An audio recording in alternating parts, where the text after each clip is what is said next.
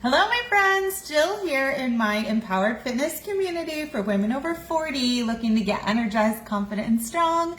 It's Wednesday, and so every single Wednesday in our group, we do a live Q&A answering all your questions about weight loss and weight gain and menopause and growing older and motivation and all the things, nutrition, fitness, and more. And so you are here live. You are welcome to ask me a question in the comments. If you're watching on the replay, feel free to comment either on Facebook, YouTube, message me, call me, text me, stop by my house if you want. Anyway, you want to ask questions that you want the answers to. That's what I'm here for. I don't believe in gatekeeping good information. I want everybody to be empowered with the information and also have a means to carry out their mission, because there's no reason to have all the knowledge in the world if you're not acting on it. So that's why you're always going to get lots of opportunities from me and lots of invitations. So say hi if you're here. Let me know where you're tuning in from. And what I'm going to do today, if this is your first Q&A live, I'm going to be going through some questions of the newest ladies who've joined our community. I also have a new blog post that I added to the description here, and that came from one of the questions from Jessica. And I also am going to bring up a little topic, if we have time, that I was talking to and asked my current clients about this week, or this morning actually, and we'll go over some of the Wellness Wednesday answers that they gave. So, all right, let's get right into it. First, we have Kim. She's the newest one to join our group here, so welcome, Kim. I actually worked with Kim probably over 10 years ago in a different fitness space, but regardless, she said she's been watching me for all this time, and she's got some goals. So when it comes to achieving her goals, and I asked her, what's holding you back right now? She noted that retirement. So congratulations, Kim. I wonder what those issues are that are holding you back with your retirement. Health issues. I know she just said she had a knee surgery recently. And she says these have been getting in her way. She says, I've never lifted weights, but I would like help with where to start. That made me very excited when Kim reached out to me yesterday. So Kim and I have set up a call for this afternoon, because why waste any time, right? I said, Kim, you want to chat about it? She said, yes. I said, what time you got? She said, how about tomorrow afternoon? I said, wonderful. So we're all set for our call today. She says her goal is to, and I love this, this is my favorite goal, to age strong and flexible. And so that is what I'm all about, is living for now and feeling confident and knowing that I have a long, healthy life ahead of me, that I can do everything and anything I want for the long run. So Kim's question for me is, do I still push my 69-year-old body, or do I start doing old lady workouts? So I'm going to tell you, old lady workouts include pushing your body. So old lady workouts don't mean that, my father-in-law has all my light weights because he just had shoulder surgery, but it doesn't mean you lighten up the weights. Old lady weights should be the heaviest weights that you can lift at least 4 times, okay? So we're going to be changing what you see as old lady workouts, and you are going to be the master of the old lady workouts.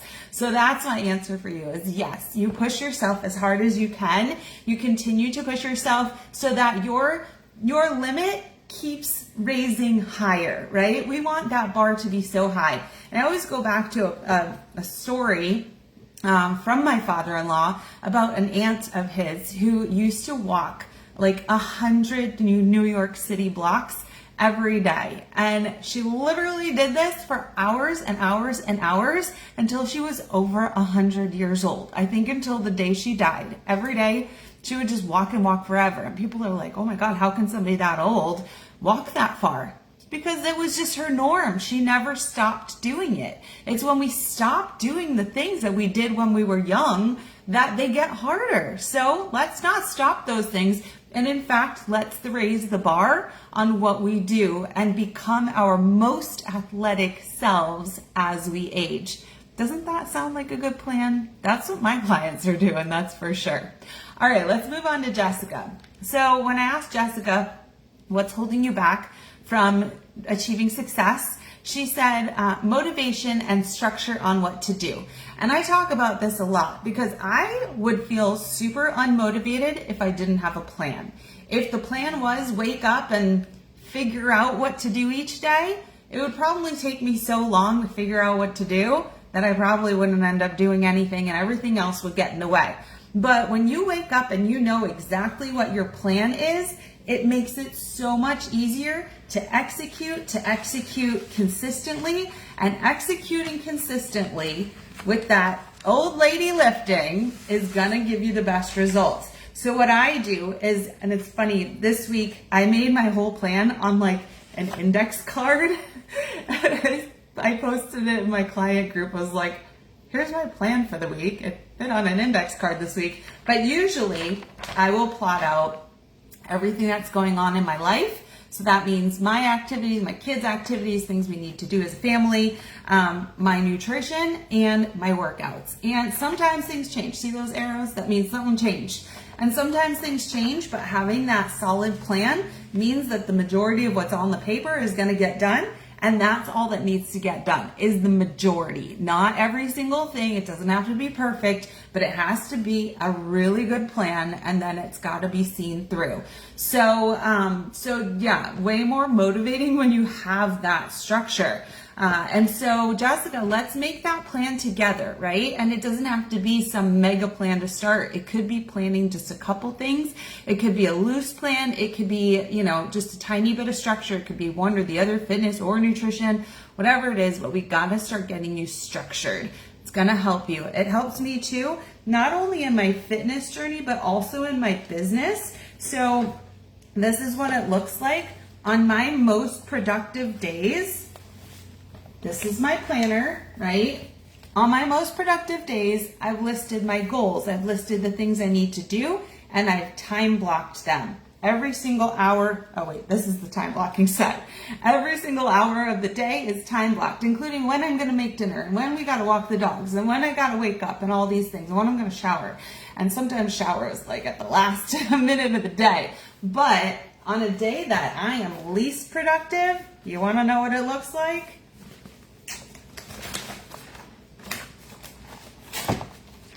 It looks like this. It looks like I haven't even made a plan. So that's what we got to do is each day we got to know what our plan is, and then we have to carry it out. So Jessica, I loved what I really noticed when she wrote this the other day when she joined our group. She said, why is it so hard to lose weight, but I can blink and gain it all back and more? And so I loved that question. And so I actually posted a blog post just yesterday on that topic. And so it's a real long blog post. I included the link for you here, but I wrote some notes down and kind of summarized it a little bit. And so that's one of the big questions that I get from women. It's one of the most frustrating things to me too, that I could take months to, I have a picture of myself where I spent a few months preparing for a bikini competition. And I got from, like nothing to ripped and on stage. And then literally 3 days later, I looked like my before picture because I went back to everything that I had been doing prior to the prep. And so I wrote this blog. So I want you to go look at the blog. So I'll give you a little bit about it, but we talk about metabolism adaptation. That's one of the first things you learn as a personal trainer when you're studying for the test is how quickly the body adapts.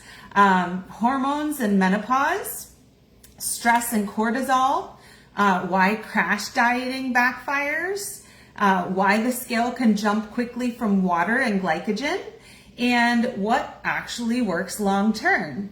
So if you feel like your body's just changed overnight or won't change anymore, or you're constantly starting over, or you think your metabolism is broken, you gotta read it, okay? Because your body is not broken. A lot of old strategies, eat less, move more, they don't work long term. All the fads out there, they're not sustainable. So we really need to be doing things the right way. And that is when you are going to get it ingrained in your own head and start to have your belief system about what truly works. And when you get to a certain point, you're going to notice that small little things like having a piece of pizza on a Friday night or having a piece of birthday cake at a celebration is not going to move the needle when you've been doing the real needle movers, the good needle movers, for a long time, and you've been really consistent with that. So go ahead and read that blog post. All right. So, all right, let's move on. We've got Karen, who says that not eating healthy is holding her back from achieving her goals.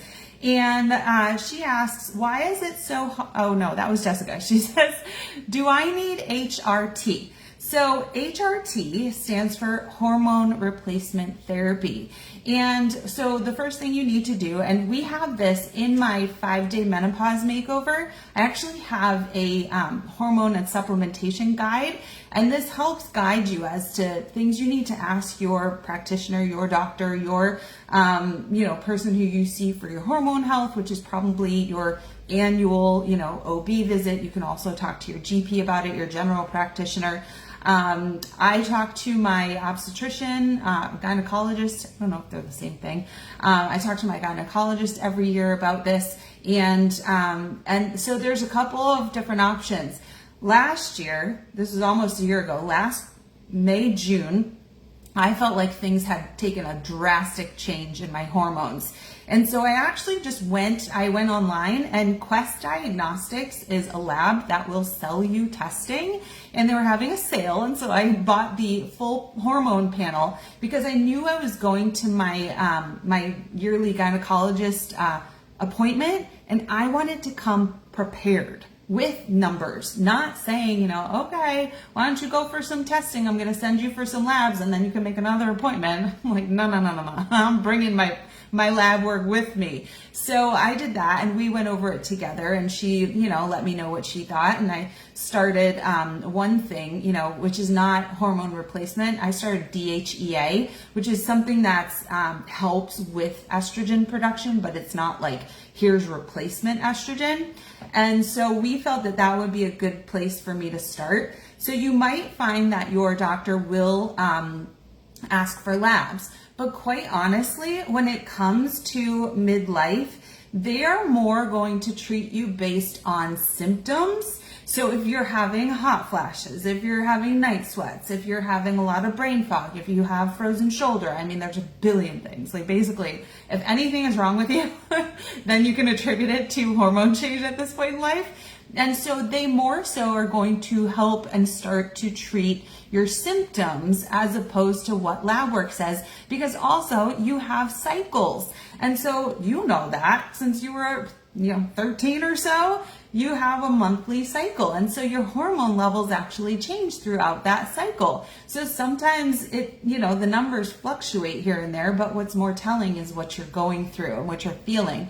And if you feel like your practitioner is not listening to you, there are many services out there now. You can find them online. I get them served to me on my YouTube ads all the time and in Facebook. You can find a service that is, either they take insurance or they might be outside of your insurance, and you can find somebody who cares, who will help you with this area.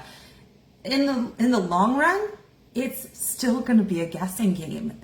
They have to kind of give you a plan, and you test it out, and you see if your symptoms improve. And if they do, that is the whole point, is symptoms management through the transition of becoming menopausal, right? Going from premenopause to postmenopause, because our hormones are declining during that time. And anytime your body composition, your physiology is changing, your body reacts to that, right? And so it's kind of like when you have an infection, you get a fever and you'll sweat and you'll, be exhausted and all these things. And that is, the symptoms are just what's happening when the body is going through this change. It's what happens. And so there's no need these days to tough it out and to try to do it naturally, right? This is still a very natural process. They do have natural hormone replacement, which generally is called bioidentical. It's the same as your biology.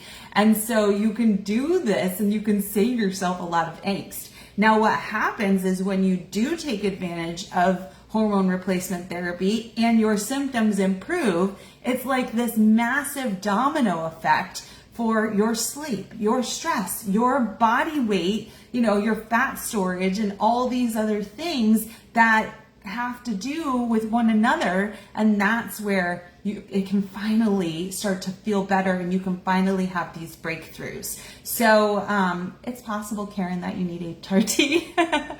Talk to your doctor about it, or we can chat too, okay? Laura says her age is making it hard to lose weight. That is absolutely untrue. That is an excuse. And we may think that may be messaging. It may be what all your girlfriends are saying, but that's not true. You just have to adjust to the game and adjust to what's happening. And it doesn't have to be like that. So we can fix that. As long as you understand what to do, then we can do it. Laura's question is, what can I do to ignite my metabolism? So I have two main things that if I had a slow metabolism, two main things I would do. Number one, I would build muscle, because muscle requires food and energy, right? So more muscle in your body. That's why men eat so much, because they have more muscle on their bodies just genetically, because they have more testosterone in their bodies, they have more muscle, they require more food. That's why a lot of men could probably out-eat a lot of women, because their body just needs more and more food. That's why my freaking teenage sons are eating me out of house and home. I had to buy like 10 pounds of chicken this week, because I know that giving them one chicken breast isn't enough anymore.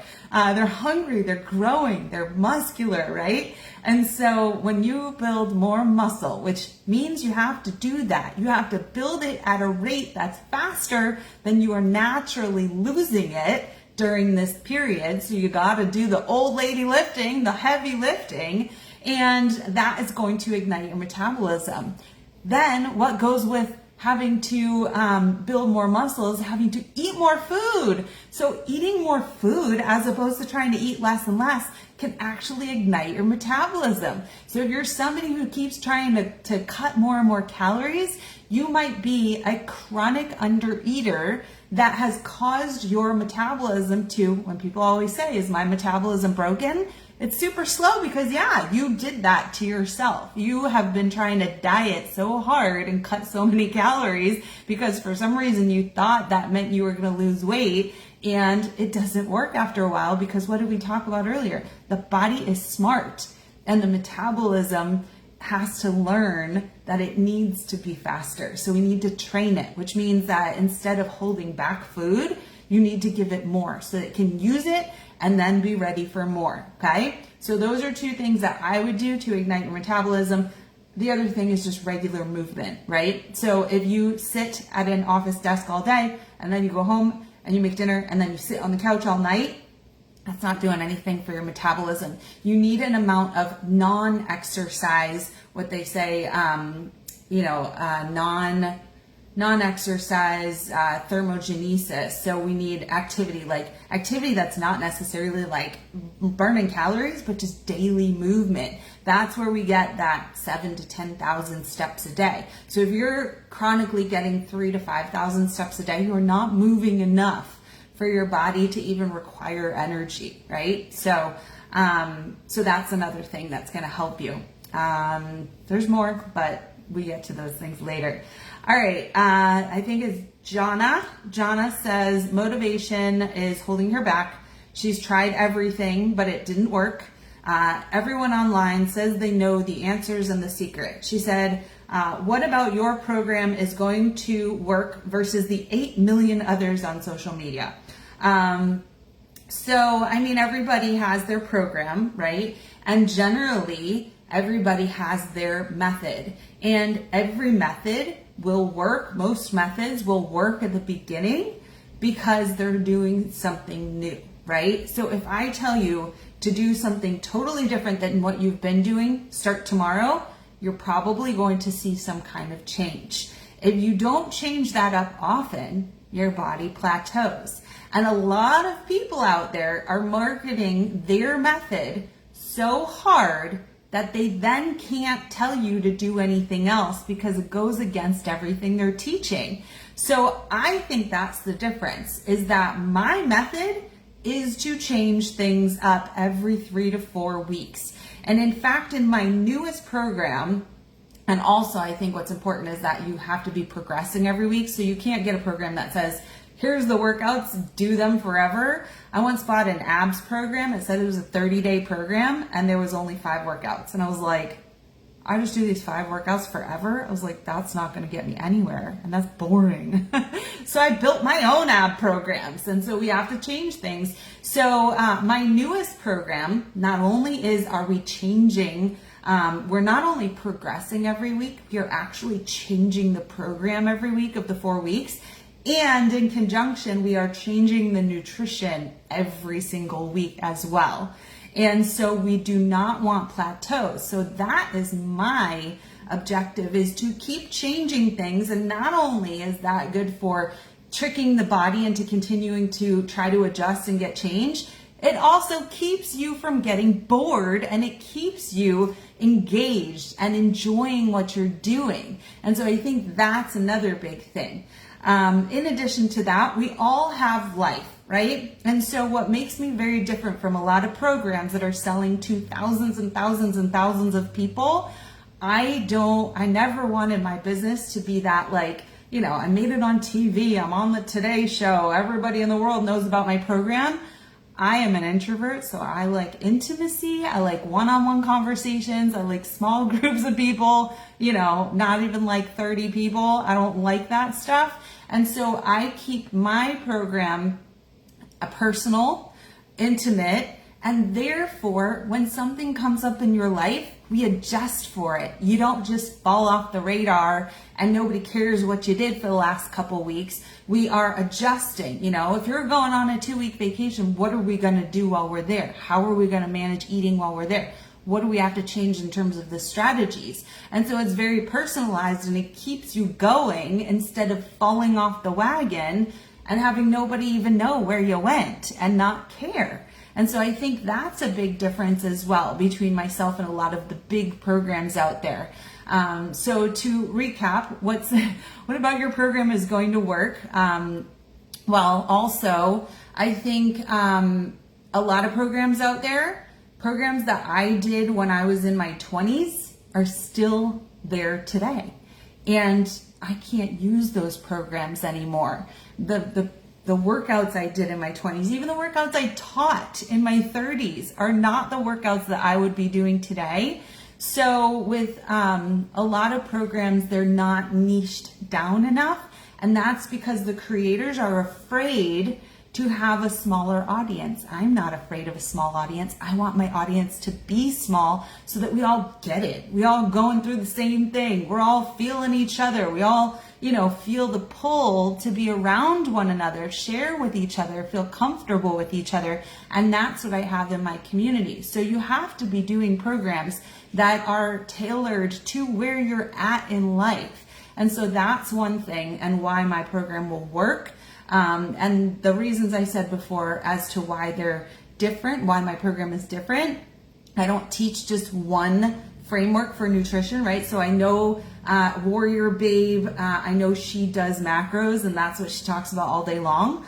I teach macros, but I also teach portion control and I also teach menopausal and I also teach mindful nutrition, you know, and so I teach different things because I don't believe in doing the same thing forever, because don't ask me to track macros for more than 2 or 3 weeks at a time. I will fall off the wagon. I will eat all the chips and ice cream and I will hate you for telling me to ever do it because I won't get anywhere, right? So we got to have some different methods in terms of what I believe works. So that's your answer. Shannon, she says, what's holding her back is just trying to have the willpower for self-control. I know how you feel when you eat healthy. I just need to suck it up. She wants to lose her menopause belly, and her question to me is, why? With lots of question marks. So I don't necessarily believe in willpower. Maybe just a teeny tiny bit, because you can't just say, screw this, I'm just going to eat whatever I want. But I believe that a big way to stop eating all the crap, right, that you know is not good for you, is to start filling up your day with the good stuff where there isn't enough room for the crap.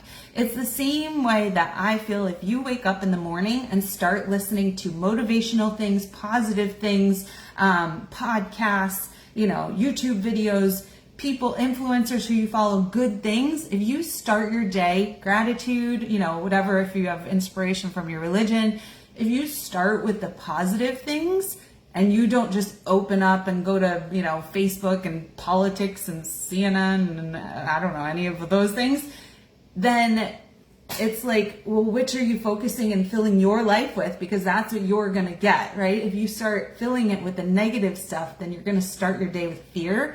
And so I just think that instead of trying to hold on, white knuckle it through the day so you don't eat all this crap stuff, just fill your day and find the things that are amazing, because there's so much amazing healthy food out there, and focus on filling your day with that stuff first so that you're not inclined to go with the other stuff. So that's another thing, like when you're making dinner, right? This is so many instances where you can help yourself. If you get down to the kitchen and you're going to make breakfast and you start picking on stuff that's not good for you, what if you had a protein bar out on the counter and ready to eat? First thing you got down there. Then you're filling up with protein and you're not going to pick on other stuff. When you're about to make dinner, if you start by eating something healthy or drinking something, doing something else that, have a crudité thing out and have your vegetables while you're making dinner, then you're less prone to start picking on what you're making or picking on the, food or eating too much when dinner happens. I used to eat on my way home from work, right? I didn't wait until I got home. I always called them my car carrots. I had a whole cup every day. I had a cup of baby carrots and I had them in the fridge at work, and I would go and I would get them out at the end of the day in my little lunch bag, and I would sit and I would eat carrots on the way home from work so that when I got home, I didn't go to the pantry and start binging on chips, right? So I don't think it comes down to willpower and self-control. I think it comes down to the plan that is going to help you much more easily avoid the mess, right? And the mistakes. So we can work on that together, Shannon. Why don't you set up a call with me so we can get you on the right path? Okay, Adele, struggling with finances. I know. I think life is rough, but life is always rough financially. And the only thing you can do for yourself if you're struggling financially is figure out what you're good at or what you can become good at and find a way to make more money. And I never, ever believe that there is a cap on the amount of money that somebody can make. You just need to go do it. You have to be a go-getter. I just started a new business 3 months ago, and I made $48 in my first 2 weeks of my business. The next month, I made $332. The next month, I made $708. And this month, I've already made $1,300 in my new business, and it's only May 20th. And so, sky's the limit. Let's not use finances as our excuse, okay?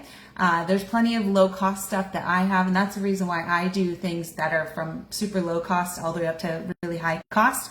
Some people can afford to have all the bells and whistles and really want it and want the personalized attention, and some people don't have that means right now, but it doesn't mean that you can't start somewhere. I have things that are free, $17, $27, and I would say start with anything that you can do, right? Just start something.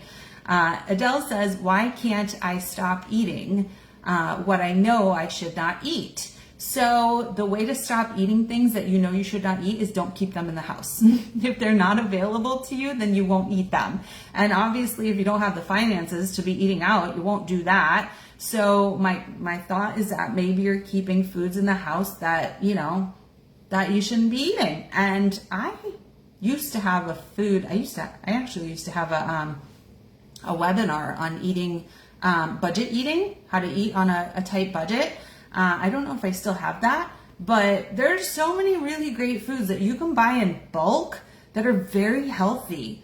And I think people are, misguided on that. Like thinking that eating healthy is expensive. I think eating junk is expensive. So anywho, all right, let's move on to the last one because we are out of time. We've got Mary Grace, who says that time and motivation have been holding her back. Her question is menopause, right? Why do we have to go through this? Time and motivation. So time is another one of those things. I have strength training programs that I've built that are only 10 minutes a day. If you can't find 10 minutes a day to work on your heavy strength training, then that's definitely a time management problem, not a you don't have time problem. You could sleep 10 minutes less and get a 10-minute workout in. You could scroll 10 minutes less. You could do a lot of things 10 minutes less and get a 10-minute workout in daily, meaning every day, 7 days, 10 minutes. Be consistent, right? Motivation, that's something that I'm happy to give you a pep talk on. We have our Monday motivation videos in this group every single Monday. They're on my YouTube. You can go back, you can watch those. That's what I do. So I told you I just started a new business, another side hustle. I believe in having multiple streams of income in case anything starts to fizzle out. And literally every day now when I'm working out, I'm not watching TV, I'm not listening to music anymore. I am watching YouTube videos on how to get better at my new thing, right? And so I'm watching other creators. I mean, I was watching a guy on YouTube today, and right before this call, I had a private session with him. And I was like, yep, you just gotta learn and get yourself in front of, get FaceTime with the people who are succeeding. That was so valuable, having 45 minutes with this guy who created a software that I bought last night and having him walk me through it and me being able to ask, what are all the things that I don't know?